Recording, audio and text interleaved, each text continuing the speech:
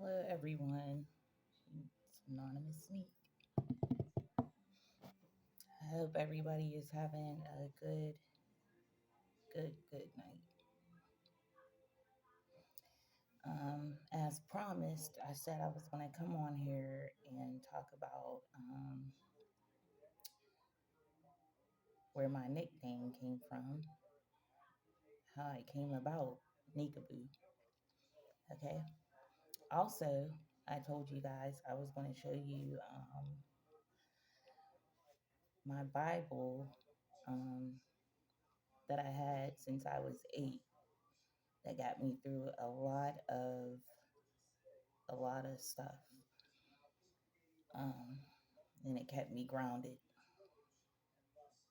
And this, here it is. You can see it's, yeah. Um,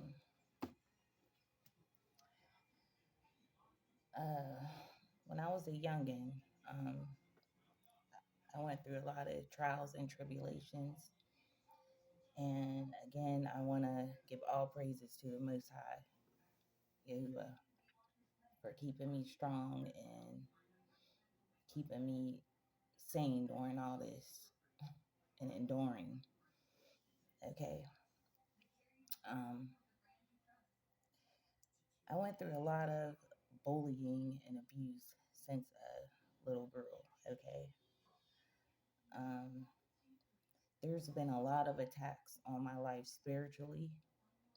Okay. A lot. Um, I can remember as a child, um, and this is what I mean when people, you want to use the word you're chosen or you're whatever. I feel I'm anointed and I've been watched over. Okay. Um, I've had, when I was younger, I had a girl come up to me um, in one of the places my mom moved us to and just throw this large log. And if I wouldn't have turned my face, my eye would have been knocked out. I literally would have been like walking around one eye, split my whole hair open. I didn't even know what was going on. Okay. Um, let's get on to schools. Okay. It's crazy. Um, and this is why I say bullying is not right. Bullying can turn someone into somebody they're not. Okay. Um, in school, and this is like everywhere my mother moved us, you know, even the places we grew up. My mom's hometown, my father's, which is, I call mine. There would be the kids coming up to me just screaming in my face for no reason, um, calling me names, making fun of my features, which is my looks. Um,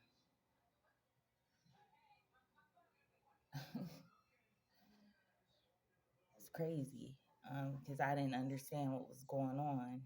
Um, but when that was going on where my mother had lived, I always return to this because anybody who is an 80s baby, grew up in the 80s, you know how the crack pandemic hit our families and some of our mother and fathers very hard. Mine's was one of them. Okay. Um, so, oh, man, I'm trying to, um, yeah, whew, yeah, I would go to school and this went on a lot. People would have other females fight me. I would get bullied. And I want to say this right now. My mother, she never came for help. My father, he just didn't care. He wasn't there. I'll get on that later. But yeah, there be times where me and my brother, I have a younger brother too, but he wasn't born. He wasn't born at this time. We would go through hunger spurts, like not eating for 3 days, um, living with folks. My mother had me and my brother living with different relatives and different people. Okay. Um, but the bullying been going on since I was a child, and the spiritual attacks since I was a child. Old folk call it witches riding you or whatever, but yeah, I've been seeing spirits since a little child. I've been seeing things and witnessing things and been through a lot of things. Um, I didn't understand, back then why I was being attacked so much and used. Like, it's crazy. Um, Literally. I mean, when I was in my other elementary, because, and this is why, like, I really don't like wearing dresses because I got made fun of for that because we were living with my grandmother and my grandfather for a bit of time, a lot of time. My mother left us there. I would go to school and get bullied. Um, and I was getting bullied by females and males. I didn't understand. There would be these males, they would wait behind the school doors to jump on me, wait for me to jump on me. Um,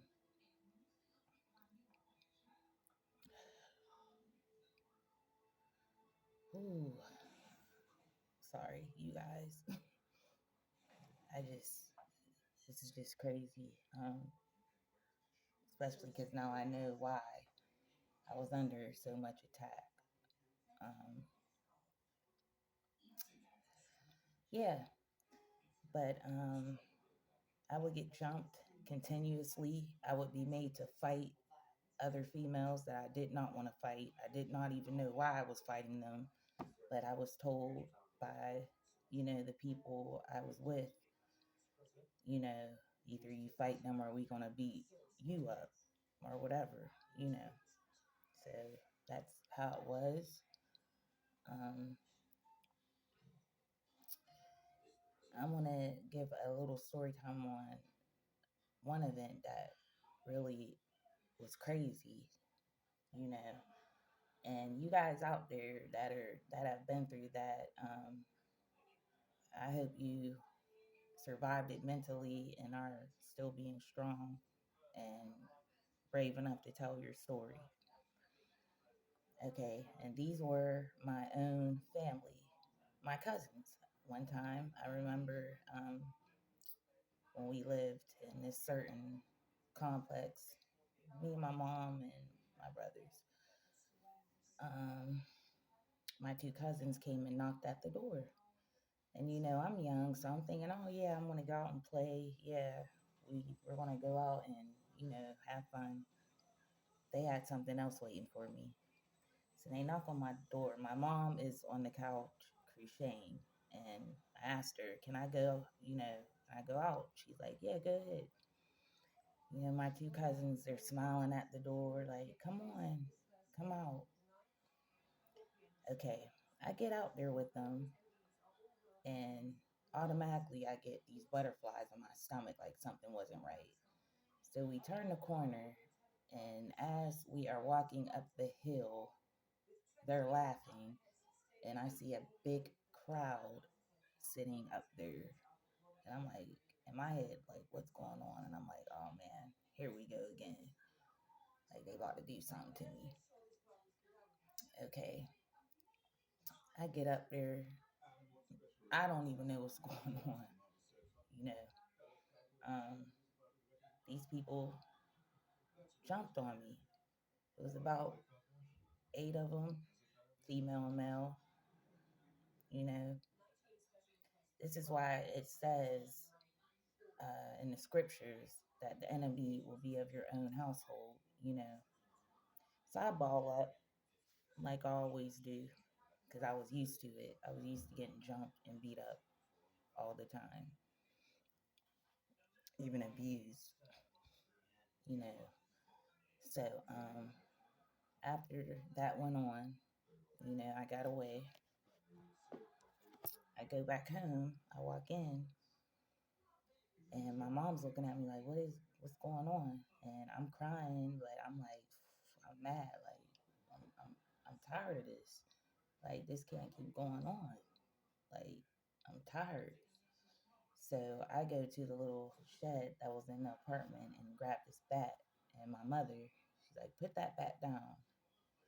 Sit down somewhere, Nene. She did not go out and say anything to these people. She didn't press charges. She didn't try to do nothing. And this is why, as I said before, I would never let nothing like this happen to my children ever. Okay, I always had their back through. You know, no, that's like traumatizing. So, yeah, I went through stages where I would even look at myself in the mirror and say, oh, maybe if I cut all my hair off, they'll leave me alone. Or I'm trying to figure out why these people are keep jumping me or keep doing these evil, wicked things towards me. Nothing helped. Nothing. And I did everything to try to fit in or to try to, nothing helped. You know, it's like folks have been abusing me, using me, lying, doing these evil, this wicked stuff. I've been dealing with this all my life, okay? And people wonder why I'm so humble and why I think the Most High, like I'm so like spiritual, like um, because I know what y'all can bring you through, okay? And again,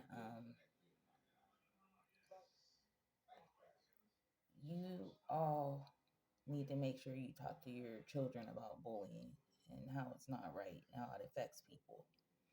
So let me get on to the change.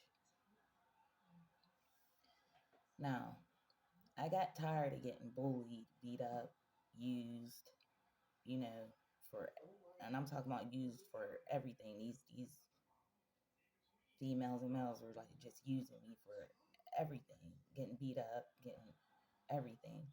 I got tired. So as I grew up, I started rebelling really, really, really bad.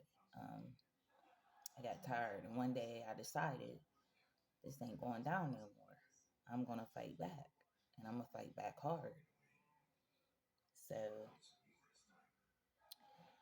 that Nikaboo name derives from my first name and my last name,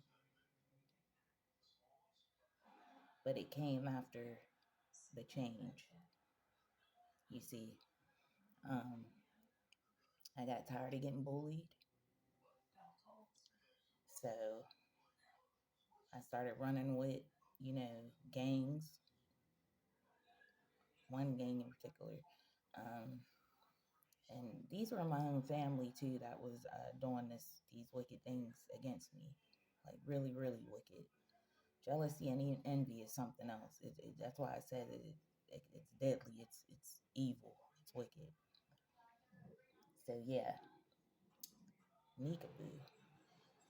I had to make this person come out that was not me, okay, to protect me, if you understand what I'm saying. So I started fighting back.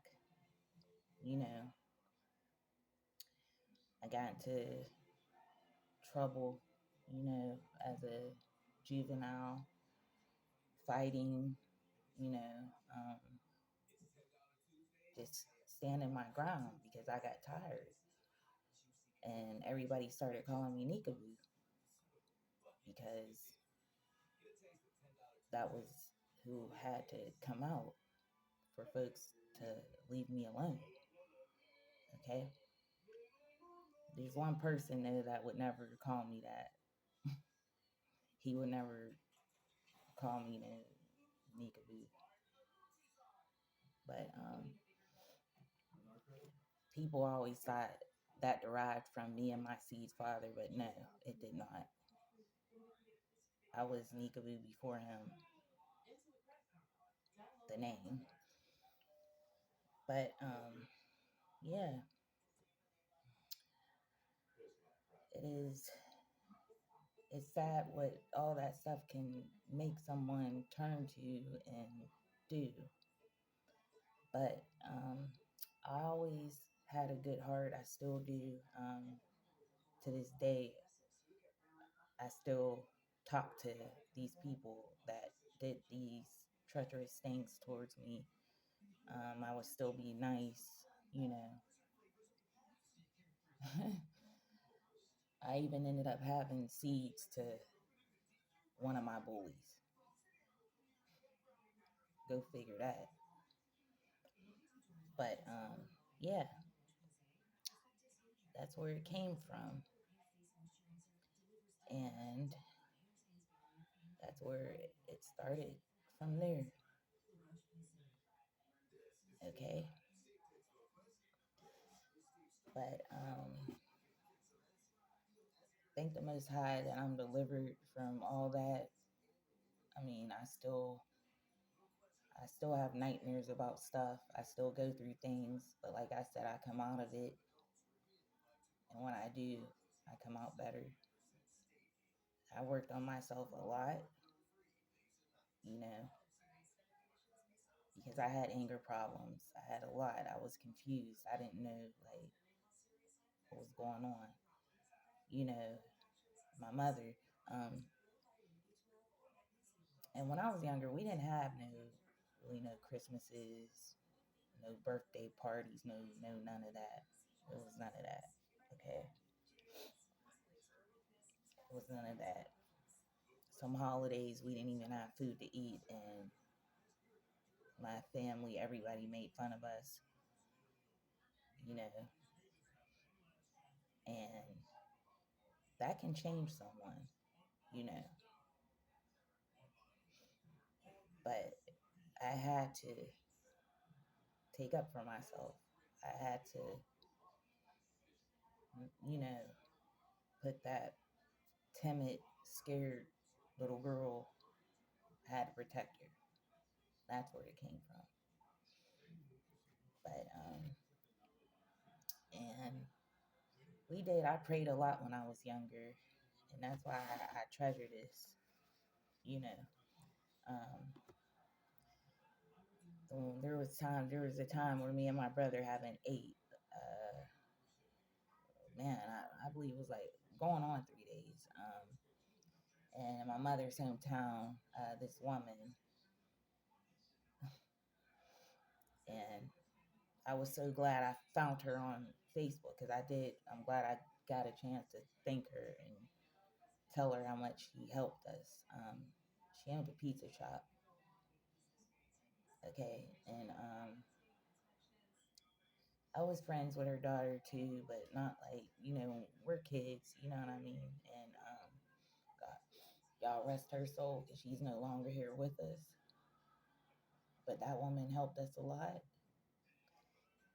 and people that are saying like racist or whatever, no, I'm not. This woman was a white woman, Caucasian, okay, And she seen us one day, and they were closing. She saw we were looking. She told us to come inside, and she said, "Do you guys want some pizza?" And from then on out, she would let me and my brother take leftover pizzas and stuff home, you know. And I thank her so much, so much, so much, so much. Um, I went through a lot of stuff, but I want to get on that some more. But I wanted to read a scripture from from my little Bible that I used to read when I was younger. Let me put this on. I'm sorry, my words are all over the place because I'm going through a lot right now, and it's a lot happening that I have to fix. But let me just do this. Okay. And I want to read one of the chapters I would read all the time when I was a little girl, because there's been times where I didn't know when I was a child what would be cut off: the lights, the water, the heat. You know, I read this Bible on the floor when I didn't have the bed to lay in, all of that, and it kept me grounded, and I always believed. I had faith. That's what you have to have. You have to have faith. But we're going to be reading from Hebrews chapter 12. Okay. Therefore, we also, since we are surrounded by so great a cloud of witnesses, let us lay aside every weight and the sin which so easily ensnares us, and let us run with endurance the race that is set before us, looking into Yahusha, the author, the finisher of our faith, who, for the joy that was set before him, endured the cross, despising the shame, and has sat down at the right hand of the throne of Yahuwah. For consider him who endured such hostility from sinners against himself, lest you become weary and discouraged in your souls.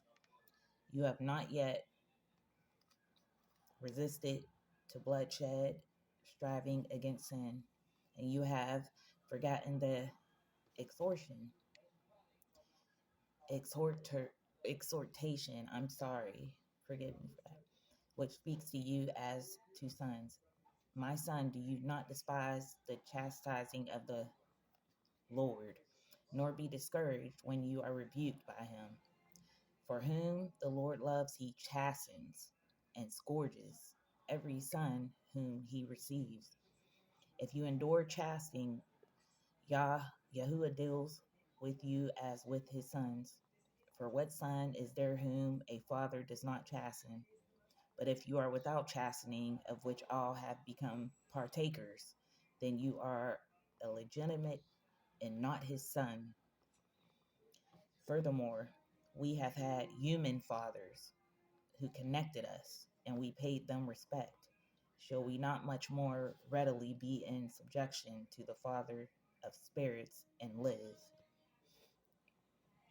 For they indeed for a few days chastened us, as seemed best to them, but he for our profit, that we may be partakers of his holiness. Now no chastening seems to be joyful for the present, but painful. Nevertheless, afterward it yields the peaceful fruit of righteousness to those who have been trained by it. Therefore strengthen the hands which hang